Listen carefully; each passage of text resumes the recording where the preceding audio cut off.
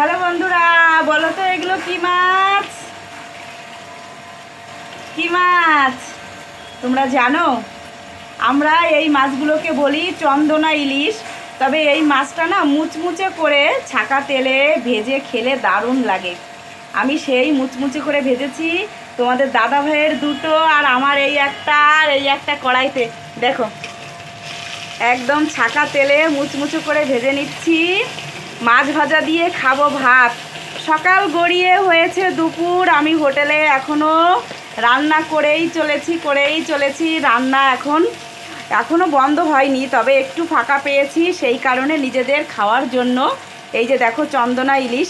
তবে 1 কিলো এনেছে এই মাছ, 1 কিলো এনেছে আমার বিড়ালদের জন্য। কিন্তু এই মাছগুলো না আসলে বিড়ালদের জন্য প্রতিদিনই মাছ প্রতিদিন ওরা মাছ খায়, সেই কারণে প্রতিদিন কিনা সম্ভব না, কিনে রেখে দেয় বেশি করে। আর মাছগুলো বেশ ভালো, তাই দেখো আমি আর তোমাদের দাদাভাই খাবো দেখে ভেজে নিচ্ছি। আর কি ভাজবো? আর এই যে পাকা পটল না ভাজলে দারুণ লাগে খেতে। কিন্তু পটল আছে, আর এইখানে এই যে বেগুন আর এই যে লঙ্কা। তাহলে পটল ভাজা, বেগুন ভাজা, সঙ্গে খাবো মাছ ভাজা। এই হচ্ছে সকাল গড়িয়ে দুপুরের খাওয়া। এই মাছের তেলেই আমি পটলগুলো ভেজে নেব।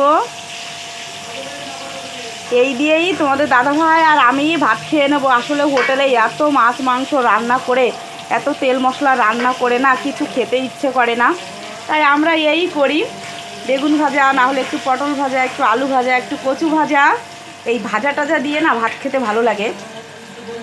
আর মাছ শুধু আমরাই এই 4টে ভেজেছি, আর সমস্ত মাছগুলোই বিড়ালের জন্য রেখে দিয়েছি। এই মাছগুলো আমরা নিজেরাও খেতে পারি, প্লাস বিড়ালকেও দিতে পারি। কারণ বিড়াল তো জানো তোমরা, মাছ ছাড়া একদমই ওদের খাওয়া চলে না। সকালে 4টে মাছ ভেজে আমার সুন্দরীকে খাইয়েছে তোমাদের দাদাভাই, আবার কালকে দেবে।